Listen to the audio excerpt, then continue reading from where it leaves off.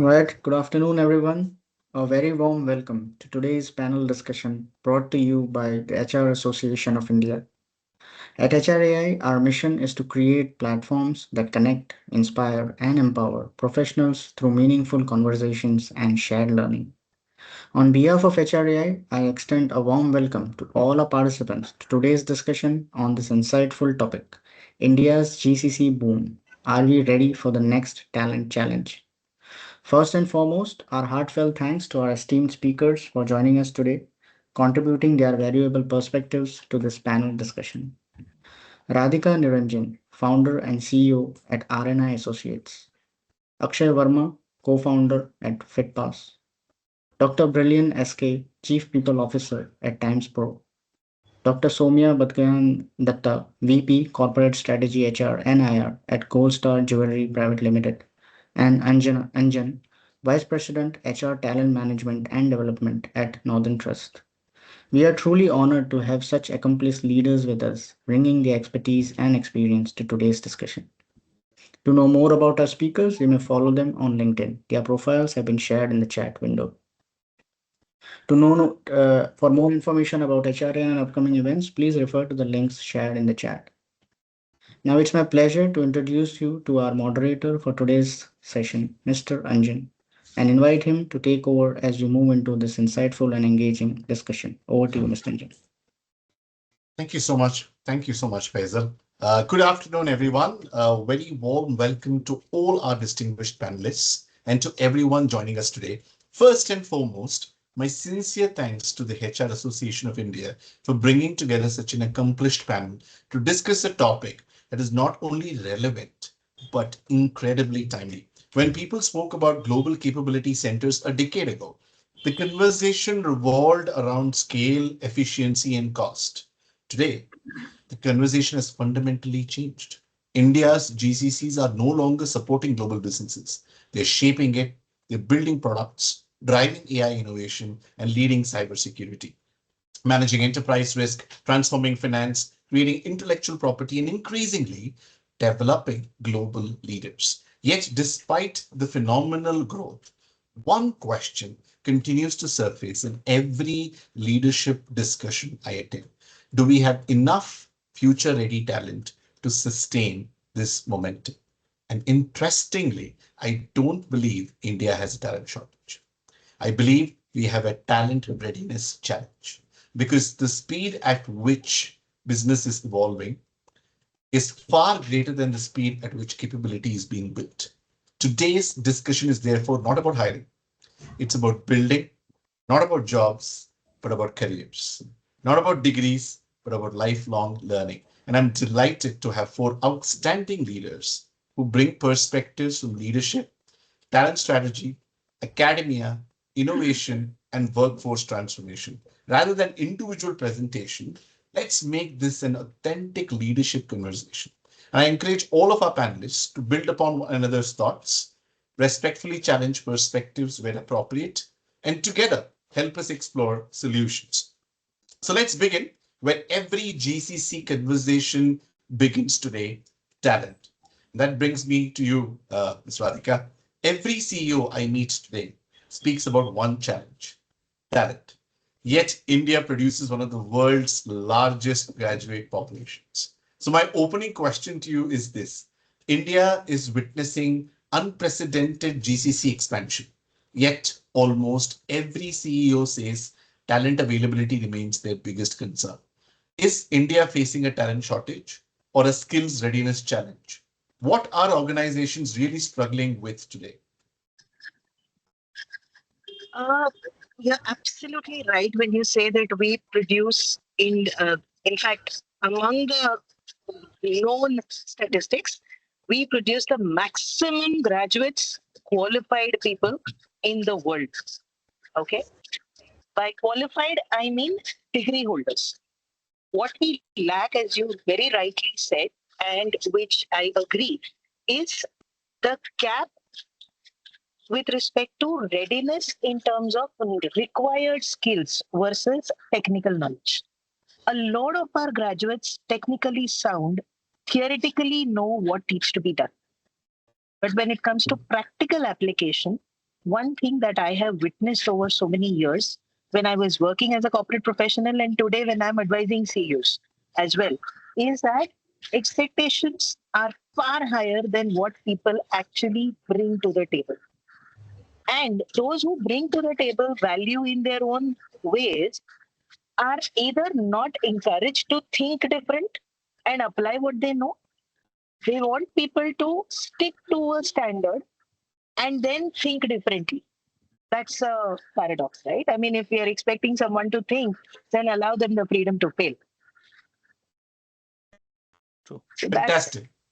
two things that are at a contradiction today when we are looking at skill gaps. We want people to think out of the box and provide solutions. We don't want them to fail. They want 100% success first time there. You're creating fear and unnecessary pressure with people who are there. Second, we are building unreal expectations with respect to capability. Assuming AI is a magic wand which will bring everyone to the best possible selves. Yes, AI improves efficiency, but that does not mean AI replaces human brain or thinking or capacities, right? Third, we believe that, okay, now that we have an AI tool, the efficiency should grow by 500%. Let's be real. It doesn't work that way. The human mind is capable of a lot more because, frankly, science proves that we don't use more than 7 to 8% of our capacity today. With that, if we are able to develop things and think independently, the talent pool in India is so immense. If we allow them the space to think and operate, they will be able to bring wonders to the table. But one, we stereotype. Two, we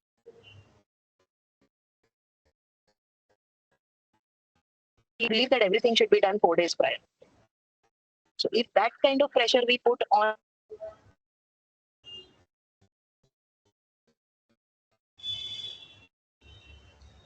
talent who are there, we're setting them up for failure, not for success.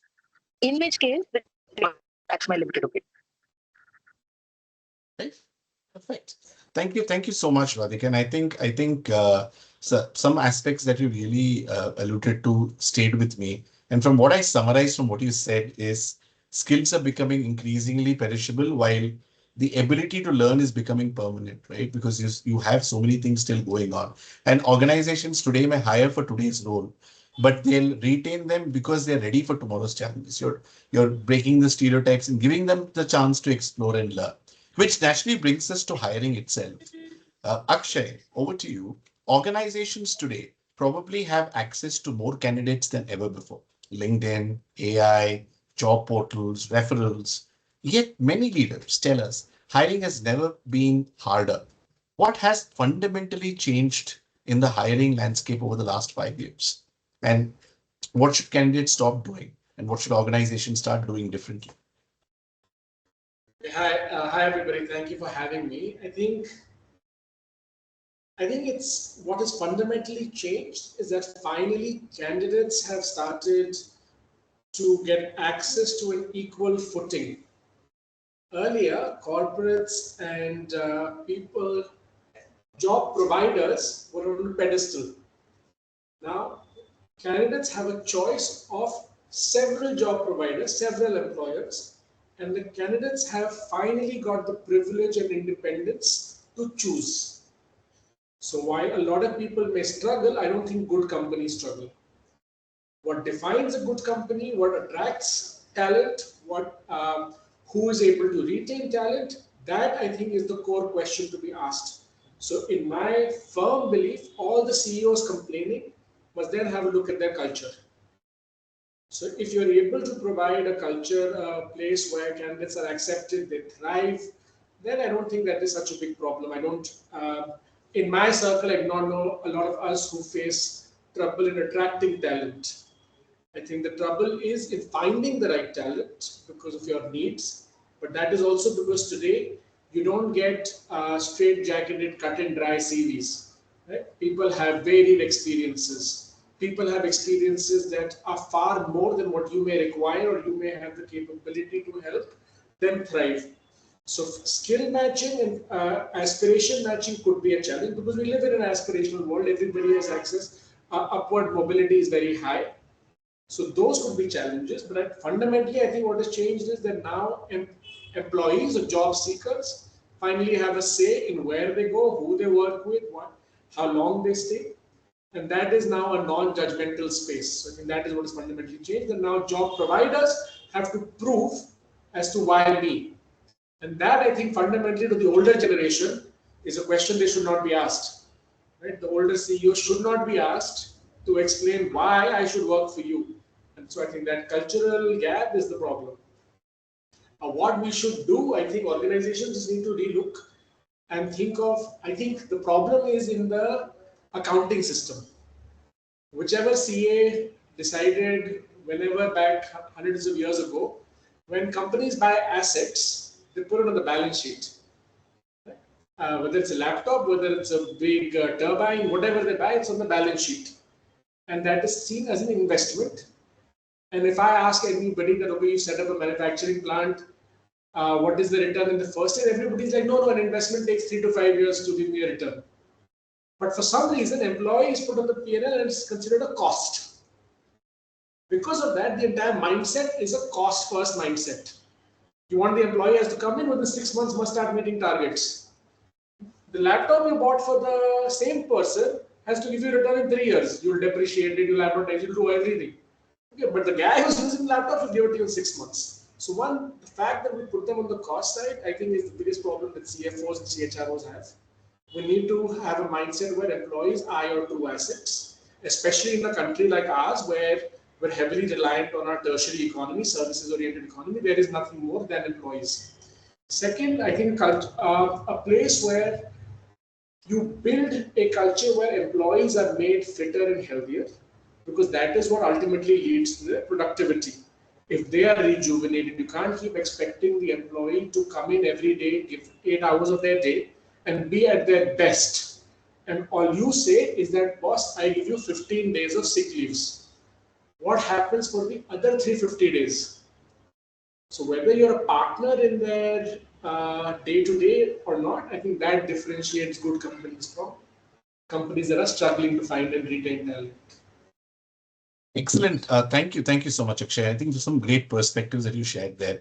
And I often say, resume will get you an interview, but your mindset earns your career, which is exactly what you said, right? The mindset is what is at play here. Technology can help us identify talent today, but only leaders can unlock it. So, which brings us to a very interesting question. Where does that talent actually get built? Dr. Brilliant, industry frequently says graduates aren't job ready. Academia often responds that industry expectations evolve too quickly. Somewhere between these two viewpoints lies an opportunity. So, how do we bridge this gap? What practical partnership should exist between universities and GCCs? आज मेरे पास infrastructure है, courses है, placement है, CTC है, क्या है तुम्हारे पास? And the industry says मेरे पास जॉब है. रिश्ता वही, सोच नहीं. You have to actually move away from the Kho contest, right? It's tragic that academia blames the industry, industry blames academia, and I think this is not a game. Let's be all in that space to understand that it's created a bottleneck for us. In a sense, look at what university give, and verbatim, it gives us theories. And what do GCCs need? It needs F1 level speed. Specifically, the gap comes in. By the time you are at step one, the industry is already moved ahead. And that's where I think we need to move away from the cliched thing. And I was just smiling some time ago because I saw all the three men in this panel in black. It's cliched, right? Someone could have actually dressed up in probably something colorful, changed the norm.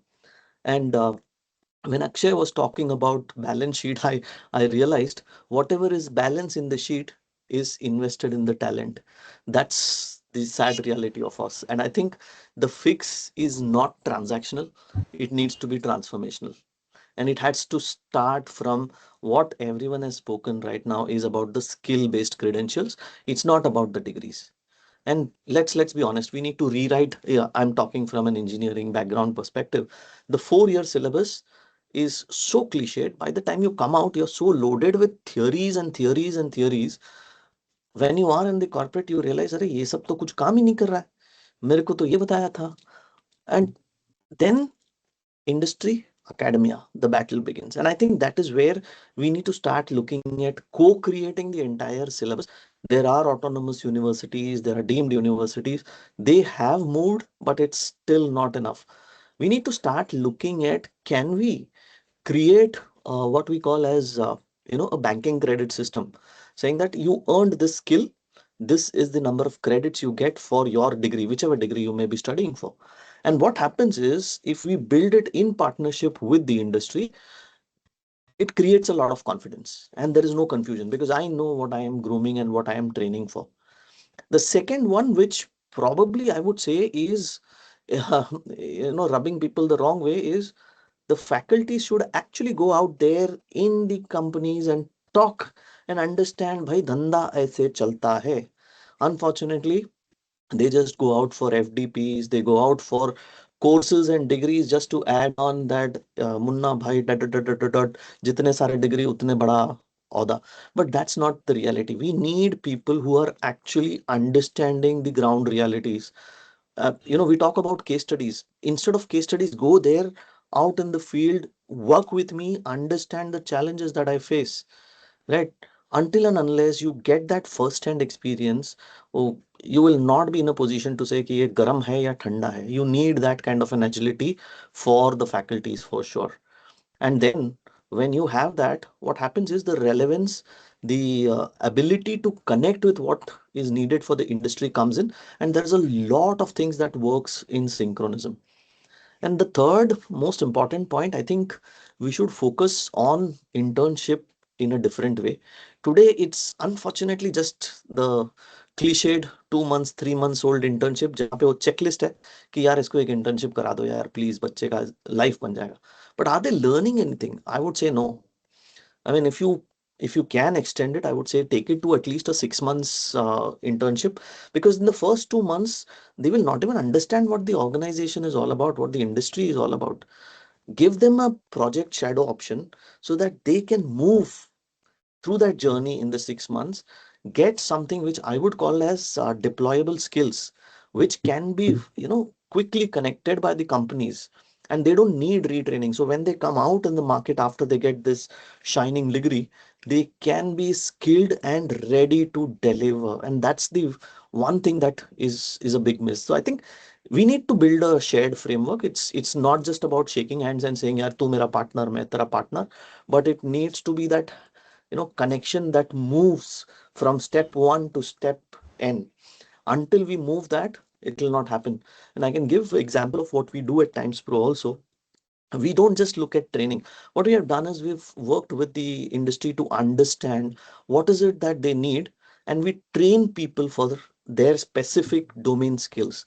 So it's hire, train, and deploy for the real world demands. So today it's no longer that मैं अपनी favorite हूँ kind of talent. Everyone feels that I am the best fit talent in the world. But reality is, it's our priority to make sure that तुम हमारे favorite हो. So move from blaming to bridging the gap. That's what I would say. Fantastic, Dr. Brilliant. And I think I love the line she said, it's not transactional, it's transformational. And I loved one recurring theme that's coming by from everybody. Learning cannot begin on the first day of employment. It must begin long before someone enters the workplace, right? And Radhika, please come over. I think your virtual hand must be paining. You've been so patiently waiting. Go ahead, please. No problem.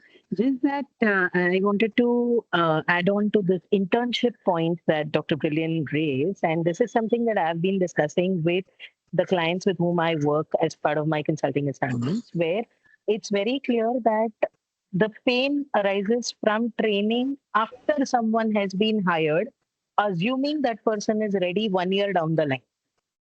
Whereas you need to train people on what you need them to work for you. Day one. Connecting theory to applications, which is what I had touched upon, Brilliant so brilliantly explained, has to come as an OJT before the person gets hired.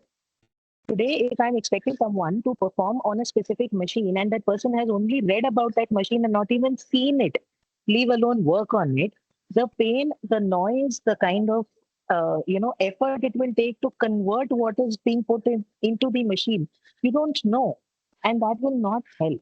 So, in fact, the co-curriculum design, I've seen it in the food industry happen that anybody who's working in food technology has to undergo an OJT compulsorily for minimum of 6 to 8 months before they get even certified. They are allowed exemption from theory classes. They're allowed space to go and experiment. They're allowed space to research and create something new in terms of a flavor or a fragrance or whatever. And then only their internship gets approved. So I think a similar model needs to be applied for all evolving and emerging and existing industries, not just for something which is creative, but also something which is existing.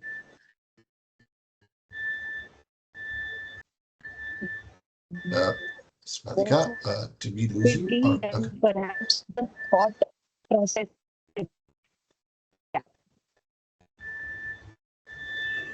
So yeah, I think is absolutely essential, and I think that is something that we do implement.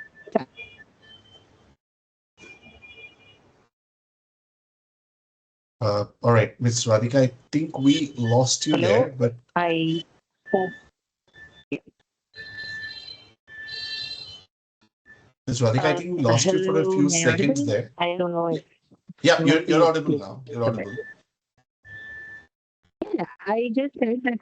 Yes, yes. So the point I was making was just, taking a little bit from what Brilliant said, that co-creation is absolutely essential, not only for evolving careers, but also for those which are already in existence, because otherwise we'll go extinct. Perfect, perfect, wonderful. Thank you so much for sharing that, and wonderful points by Dr. Brilliant and Radhika. Thank you for alluding to it. So learning cannot end when someone or once someone graduates. And that's what I'm hearing from both of you, which is where continuous capability building becomes critical. And here's where I introduce Dr. Somya. Artificial intelligence is changing every role we know. Technical skills are evolving faster than ever before. And as AI transforms every function, if you could share what capabilities will distinguish professionals who truly thrive in GCCs over the next, say, 5 years?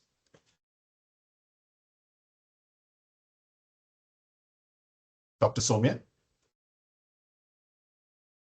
Oh, thank you, Anjan. And I believe this forum is here to discuss these very points.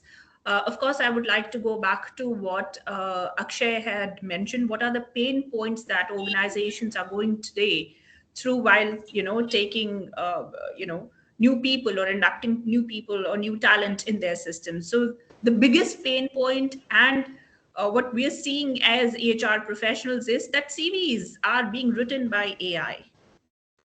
So you cannot distinguish between सच क्या है और जब वो interviews के लिए बैठते हैं तो ये तो भाई हालात बदल गए, जज्बात बदल गई, कायनात बदल गई, right? So everything changes because JD लिया, पोर्ट किया, AI ने बना दिया. The second thing that I'm seeing is that do you know this? This it has actually happened with me. आपको पाइथन बनता है? यस, मुझे बनता है. आपको ये बनता है? हाँ, ऐसे हाँ, तभी नया लैंग्वेज आया है, उसका नाम एनाकोंडा है. आई थिंक ब्रिलियंट के साथ मैंने ये डिस्कस किया था. Can you believe that programmer said, yes, I know the language anaconda? Akshay, I love that reaction from you. But this is what is happening today. And this is real life. And when Radhika is pointing out, well, there are business schools who are recalibrating their syllabus, because I'm also from the academic side, and they are now curating a syllabus, going back to the industries and asking them, hey, what do you actually want?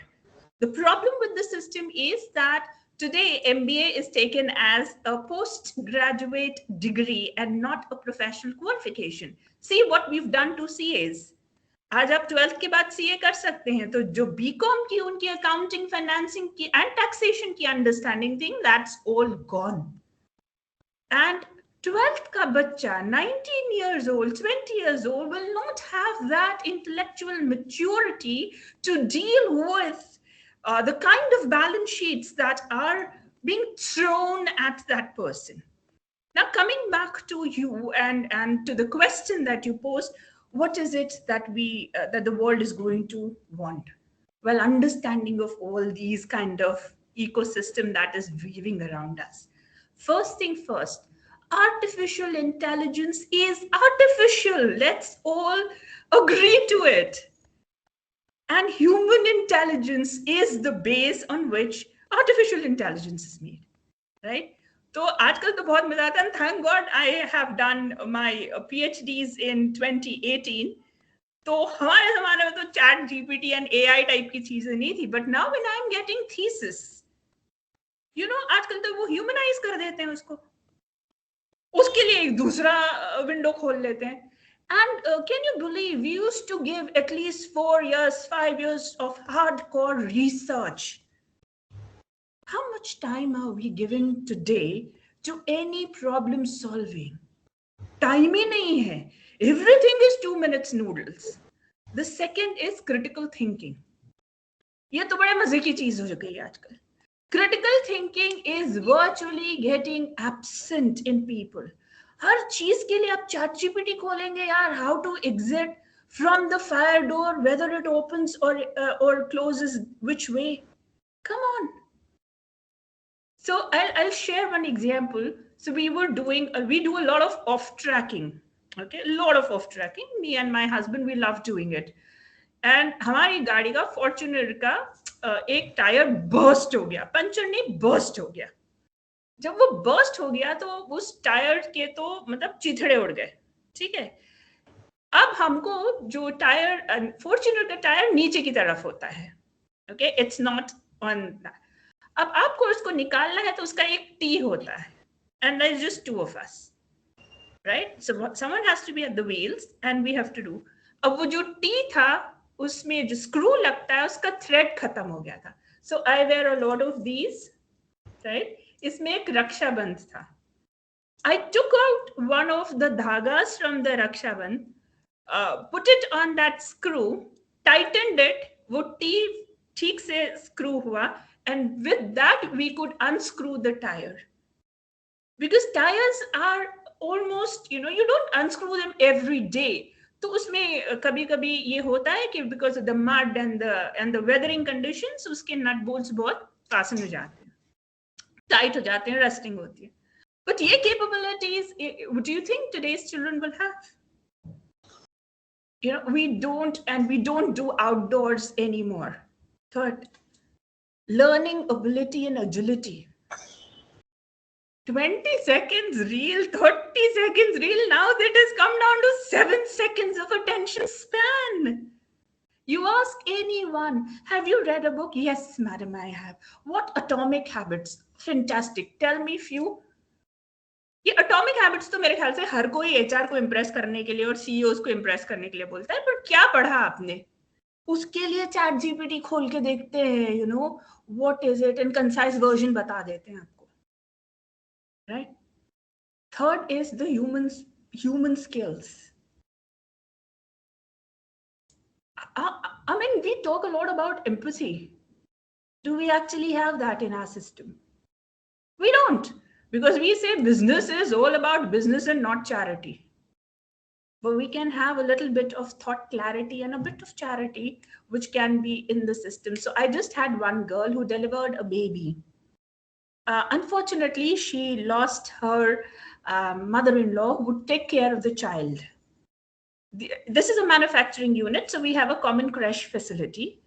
But of course, 99.99% people don't get their children here. I said, let's break it. Let's allow the woman to get the child here if she is willing to. Otherwise, I give work from home. Right? We work in one of the most stressful situations, Anjan, because हमारे पास तो आज सोए तो gold एक भाव में होता है, उठे तो गोल्ड का अलग ही हो जाता है. Right? And political scenarios जैसे चल रहे हो उसमें तो और भी मजेदार चीज होती जा रही है. So, we got something which is known as Chief Happiness Officer. It's a small dog that we got. Uska bakaida, we've made an appointment letter. And that kid is just running around, and you should see the happiness in everyone's face. So we are not humanizing things enough, right? And the other thing is, भाई हम तो HR वाले हैं, हम तो बस खुश हैं, आप आइए बैठिए, हम आपके साथ मजे करें, आप हमारे साथ, सब खुश खुश होना चाहिए। पर खुशियां कैसे ला रहे हैं आप? एंड हेंस हम बदनाम हैं कि अरे ये तो रंगोली और इसके बीच में ही रहते हैं। कितने मीम्स हमारे ऊपर बने हैं बाबा रे, because the business of HR is business, and that we do not understand. And I think we do not even transfer the knowledge that the business of HR is business, right? Certainly, And unless and certainly. until we don't develop the business understanding amongst us, all of us, वो organisation का तो definition ही नहीं fulfil हो रहा है ना, common goal कहाँ है? So all of this, I would say, is very important, and this is what I feel should be the base of our, the way things have to be done and dealt with. बस इतना ही है, इतना समझ लीजिए, इससे ज़्यादा complicated होने की ज़रूरत ही नहीं है. Simple, keep it simple. Yep, indeed, indeed. And thank you so much, Dr. Soumya. I think this was some wonderful iteratives that you shared. And thank you for bringing in some real life examples that really changes the dynamism. Human in the loop and human in the center. And one study that I read about where it said human-centered leadership is going to be a sought after skill in the next 5 years in the advent of AI. Absolutely. And one observation has stayed with me throughout today's discussion is technology is accelerating change. Yes. But the human leadership determines whether people can keep pace with that change. Yes. So that's where I'm going to now move it. I'm going to move beyond hiring and talk about leadership. So I'm going to bring in Radhika. I'm going to bring you back in, if I may. Many GCC leaders today are leading global, multi-generational, hybrid teams simultaneously. So if you could share what leadership capability has become completely non-negotiable today that perhaps wasn't even discussed 5 years ago. One, I hope I'm audible. Hello. Yes, you are. You are. Please go ahead. Please go ahead. So one leadership skill which has become essential but least discussed is listening and patience. Unfortunately, considering that, oh my God, technology is accelerating things and we need to move fast, we've lost the art of being slow, or rather pacing ourselves and listening deeply, naturally to people. Dr. Soumya just mentioned we're not humanizing the workforce anymore. We're just racing against God alone knows what race we have put ourselves against. Right? We believe fast is the new aim. Actually, it's not. Because the more we listen and really listen, we get solutions to complex problems. Very simple things can solve it. And for GCCs to succeed, we have to, without any question, especially when we are working in a multi-generational workforce, listen. A Generation Z who don't like to be called Generation Z, by the way, they feel it is quite offensive, is very vocal about certain things that all generations wanted. Who did not want to build their house? Who did not want a car? Who did not want a nice lifestyle? Everybody did. But this generation is more vocal, and that became a stereotype that, oh, you don't want to take any effort, but you want everything. If we actually listen to them, it's not very different from what we wanted in our lives. Not that we are very old. Just making it as a point. That, everybody needed certain things, everybody wanted a different lifestyle, and that's okay. If we listen, we end up getting the essence of what is being asked, and that we can translate to what we can give you or offer or allow, rather than saying that, oh my God, ये हो गए फिर से everything without doing it. Second is we have to stop glamorizing suffering and pain. Okay, in every industry, there are a few martyrs who will be like 20 hours we give for the company. Is it required? What can we do to optimize using skill development, using technology, using support systems which can make your life see our life? As HR professionals, we are not like, again, I think Akshay mentioned, we are not a cost anymore. Okay, we are that investment which will have to give returns. And for investments to bear fruit and return, they have to constantly be observed, managed, supported. Every human is an investment. That human also needs continuous learning. That human also needs support. That human also needs care. That human also needs to be informed that you matter. Your value has to be visible. Every performance conversation that I have, people come up with beautiful English from ChatGPT, unfortunately, these days, with no focus on numbers. What is it that you actually delivered? Absolutely. And that is what is causing more rift between generations than actually the work. The baby boomers, the founders, bring in a lot of experience that we handled so many stressful situations. Today's generation brings in a lot of technology that they can operate, which we didn't know. The mid layer, we transitioned through all the ages. So we saw the transistor to the iPods. But that being said, everyone has a strength. Leveraging people's strength instead of becoming critical, cynical auditors is another third non-negotiable skill we have to have.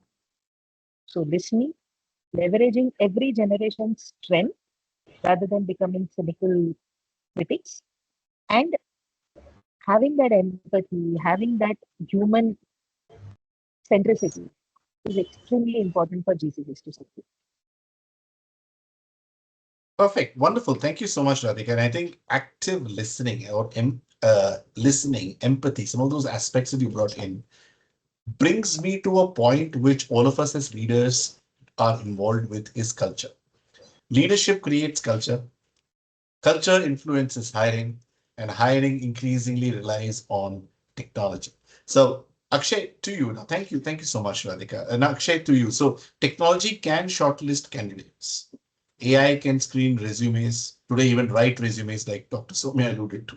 Automation can accelerate recruitment. But where should hiring always remain deeply human? We're talking human in the loop, so let's talk. Where should it remain deeply human, in your opinion? I think when you're building a team, understanding the candidate is important, and people have spoken of empathy, but I think other skills like perseverance, grit, ability to handle a setback, ability to handle pressure, ability to solve to critical thinking, all of these things are best assessed by a human. I need to be your experiences, how you have been shaped, your value system. AI doesn't tell me anything whether you're an ethical person, you're a loyal person. I believe firmly that if people are going to rely heavily on AI, it should be compulsory for all of them to take up a sport or go to a gym, simply because on a sports field, in places where you do not have control, you have to accept the umpire or the referee's decision whether you like it or not. You have to play for a team. You have to show up. It'll be good days. You have to learn how to deal with the loss. You have to deal with how to come back the next day after you made a mistake. All of these skills are what actually builds leaders and builds culture and builds teams. So hiring has to be human for everything that is emotional. And if any leader wants to build a team that is only full of skills, will be short-sighted, because the skills have to come together. We have seen multiple sports teams where on paper the team has looked fantastic, but it does not go and win championships, because there is something more that bonds everybody as a human being, as people who have to apply their skills. So application of skills happens best when the environment is conducive. That environment is shaped by humans. Fantastic. Thank you. Thank you so much, Akshay. And I think you brought a sports iterative, which changes the entire paradigm of how we look at something, right? So today, technology might still be conquering a lot of aspects of what we do in sports. but the person playing the sport is still human, and it still has to be the human element that comes by. Wonderful, loved it. Thank you so much. And if our hiring is evolving, surely education must evolve as well, right? And Dr. Brilliant, if you had, and if I'm asking you, if you had the opportunity to redesign higher education specifically for GCC careers, what three changes would you introduce immediately? Reminds me of Robert, तुम मुझे वहां ढूंढ रहे थे और मैं यहाँ तुम्हारा इंतजार कर रहा हूँ. That's how it is, right? People try to look things in the wrong places, and it happens most of the time, especially coming from a corporate. We can tell you, graduates today walk into GCCs with amazing technical skills and zero business context. In fact, Radhika also alluded to that when she spoke about it. And that's the sad reality. They can build beautifully. I was laughing when Soumya spoke about Python and Anaconda, but they really don't have a clue of how organizations really work. How is it that what I'm doing impacts the P&L? How we spoke about compliance as well, how am I compliant to some of it, or how a user in, let's say, Berlin versus Bangalore experiences it differently. And I think if I were to bring in three changes, I would say we need to move away from the syllabus towards sense. And this is the CCD formula for you. CCD. C is cross disciplinary skills. I think this is one element which we've been missing right through the time, at least I've studied. We've seen academic collaborations and partnership, but still the focus is only on getting a degree in, let's say, marketing or human resources or a specific aspect. But I think what I would do is every tech student coming out of the course should clear core, I would say, business models or business tools. Today, we are talking about geopolitical shifts. Soumya was talking about how the gold prices keeps fluctuating because something dropped somewhere in the world. And today, I'm picking up from what Soumya said. Writing a flawless Python code means really nothing until and unless you can explain to a CFO, let's say based in a country like Japan or in London, on how that particular feature is impacting your business, your top line, and your bottom line. So that's the core. If you can bring that element of cross-disciplinary skills as a mandate, and it's not an elective, it's a mandate, I would say. The second part of the C is the contextual communication.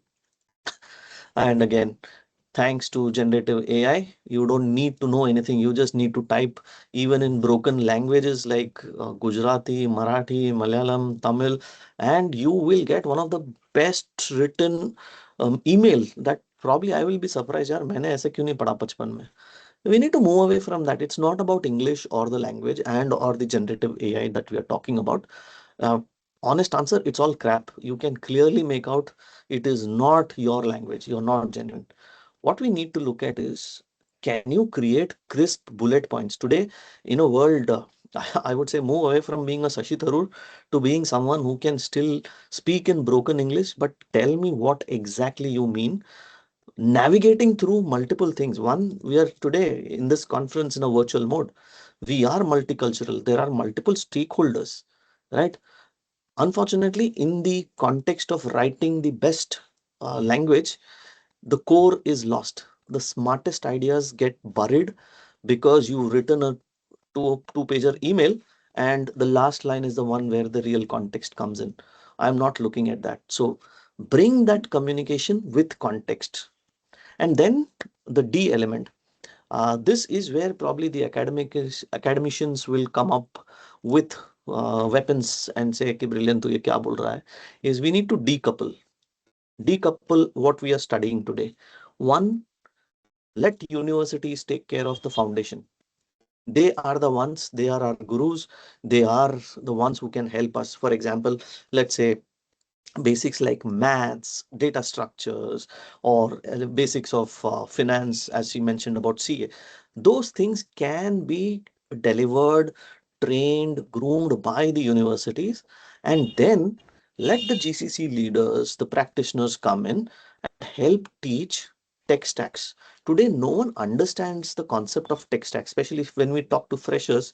It becomes a challenge for us to help them. And I would say, why limit yourself, right? You have, let's say, a 4-year engineering degree. Why limit internship or learning only to the last 6 months, or just one portion? Create small portions where they can work with the industry. I go back to what I said at the start. Gain skills which can be used as credits for their graduation or for their degrees. And it is something, it is not just saying that it is bombarding you with certifications. No, it is helping you skill up so that you can be relevant when you come out. And it seems like a seamless handshake. As I said, shaking hands and moving away is okay, but you need to make sure that connection is there. And this is where the GCCs can come in and bring that connect to make sure the industry, the academia, and most important, the core of our talent, the students, benefit the most. And I think we all know, and we respect the academics and the industry and the institution for bringing that discipline, that patience, all of that rigor is there. And industry brings that F1 kind of a rigor which says, yaar, aaj gold ka price 1 lakh hai, kal ho gaya 2 lakhs. How do you manage this? How do you make sure that you survive in an industry which is changing at a pace which is probably faster than the rate of your breathing? And that is where higher education should stop being, sorry, being a certificate printer and become a launch pad for the talent that is coming out. And let's be clear, move away from campus to corporate or campus to cubicle. All of these are so cliched. It's a continuum. It's campus, corporate, and then they continue into the corporate. The learning will never stop. It may be in a physical classroom in the start, but it will continue. It is no longer about saying कि ये बंदर मेरे sir से तुम्हारे sir पे आ गया.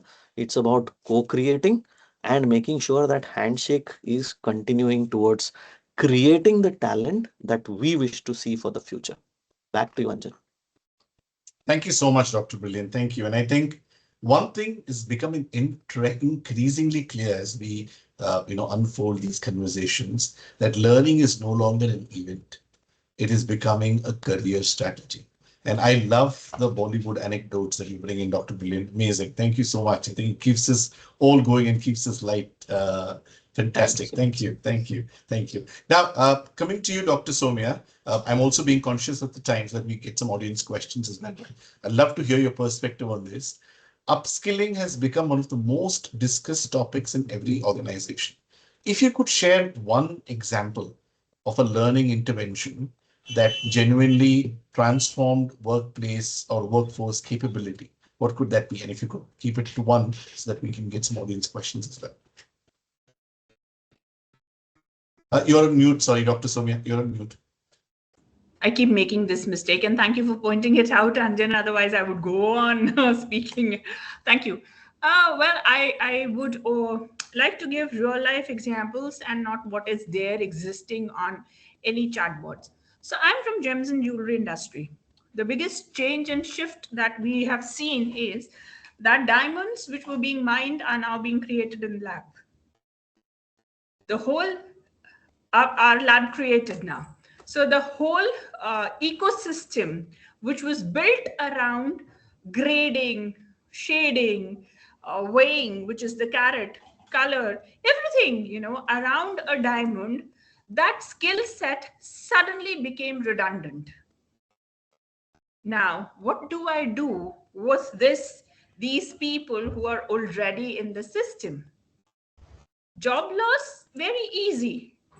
You're not required anymore. But there is a second thing that is coming up, which is we need these people again to do the same thing, but for the lab grown diamond. So we had to retrain them, get them on board, and then recalibrate their thinking to now understanding what the lab grown diamond means in jewelry.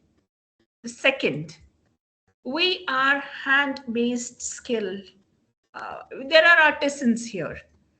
Suddenly, digitization happened.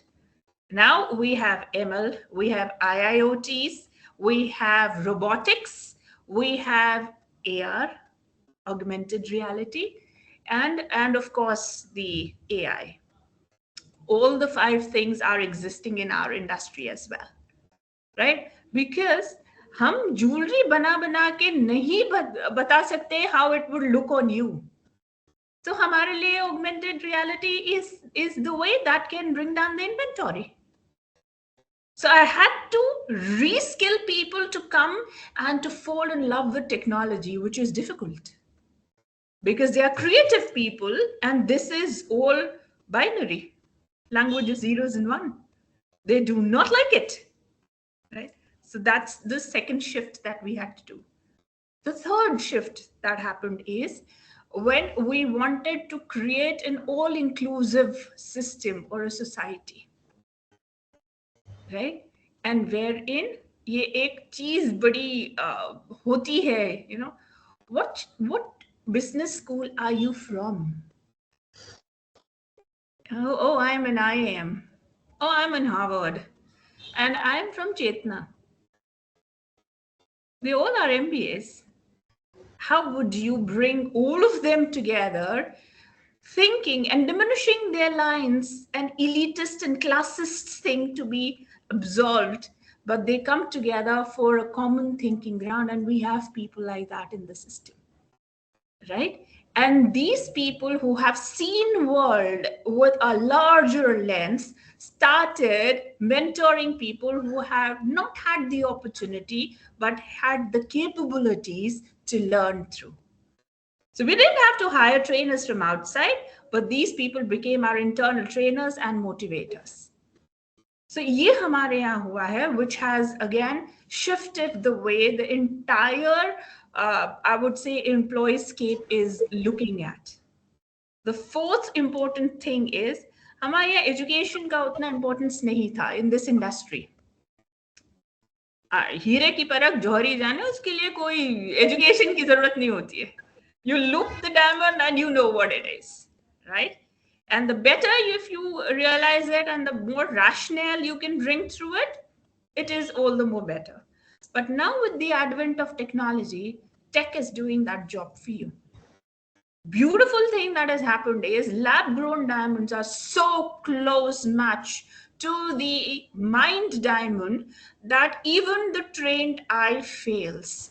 We have to go back to the machines and be dependent on it. उसको चलाएगा कौन? अगर मुझे base की ही समझ नहीं है, which is what a mined diamond would look, what would I measure it or standardize it against? So again, this is something that we've done, something very close to what I have really worked on or our organization has really worked with.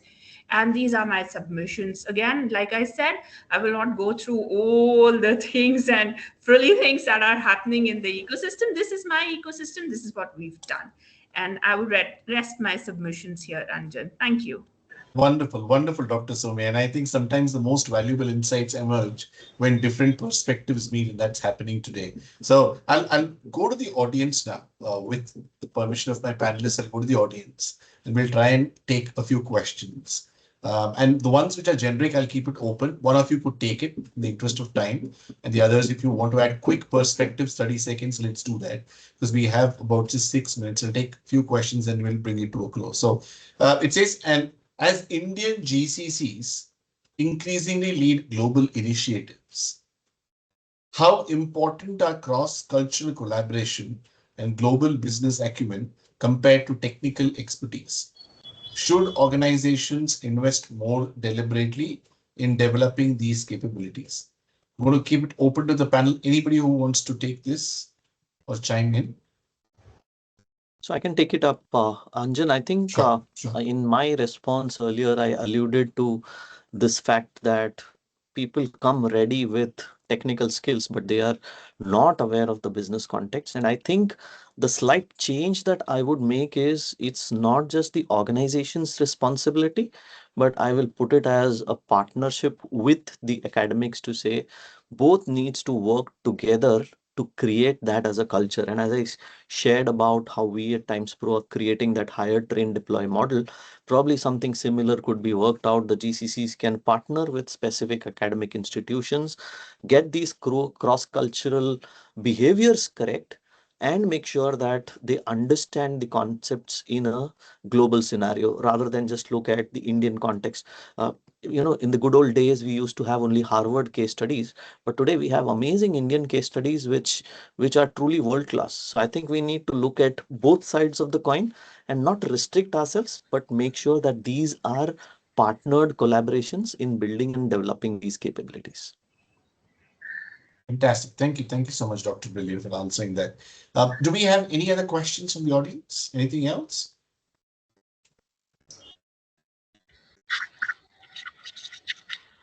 Anjan, I just have one perspective to add here. Sure, Uh, sure.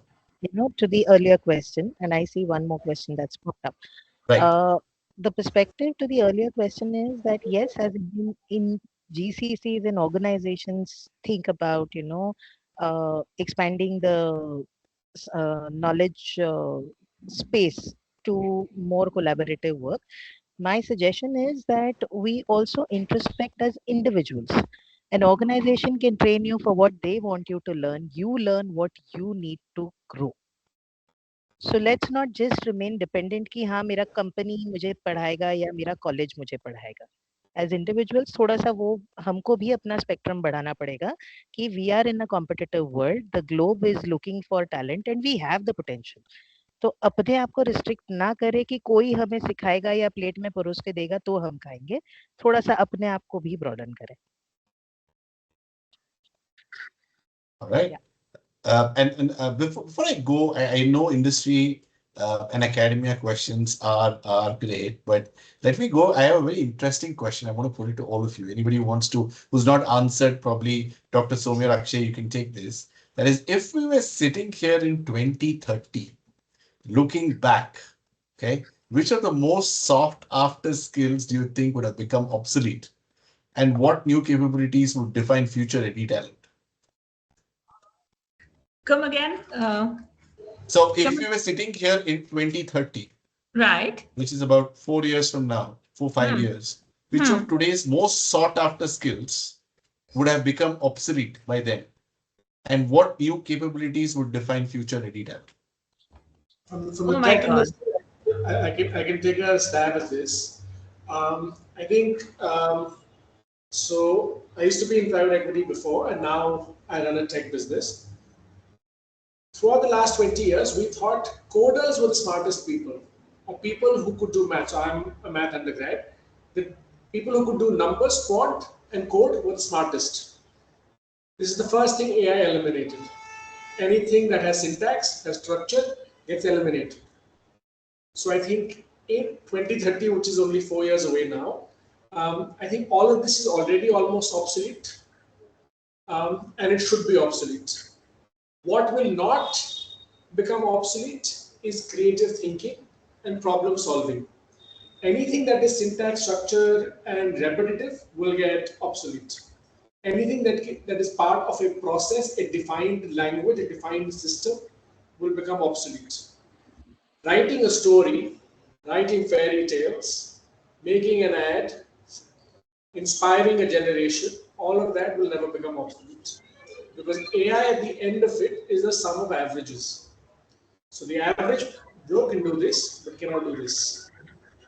So whatever we thought was the smartest skill till date, coders, what, I think that's obsolete. Whatever we did not value before, people who were creative, people who could inspire, who we thought was less valuable as a skill set, is what is going to become more prized for organizations, for nations, for everybody. Thank you so much, Akshay. Dr. Soumya, because you were coming in with a point, and I'll allow you to make one. And then we'll, if with the permission of Faisal and the others, we'll take the rest of the questions offline. I'm just looking at time of essence for everybody. Go ahead, Dr. Soumya. Yeah, so what actually, Akshay has pointed out, it holds true, but it also took me back to the Terminator movies. जितनी भी machines लेके आए, जितनी भी new technology ले आए, ultimately human won. and it won because of all the abilities that we are blessed with.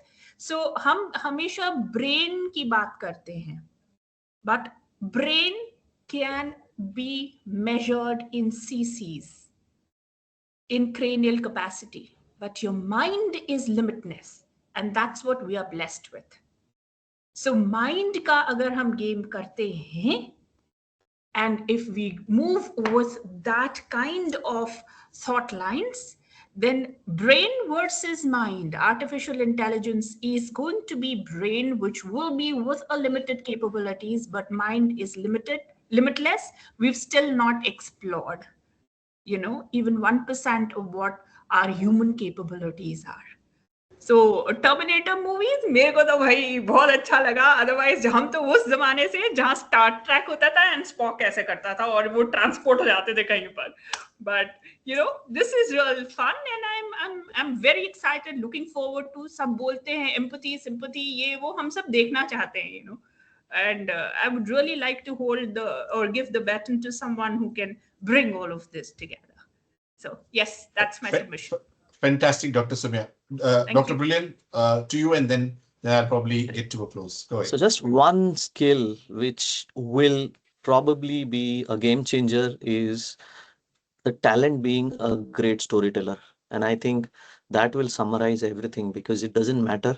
To tell a story, you need to have that emotion, you need to have that connect, you need to be more or less a human, right? While AI can tell you a story, it's that human that really tells a story. So I think one of the skills that you should build for the future is be a great, or I would say an amazing storyteller. Over to you, Anjan. Thank you so much. Thank you. And thank you to each of our distinguished panelists for not just sharing ideas, but experiences that I believe will stay with all of us. And if I were to capture today's conversation in a single thought, it would be this.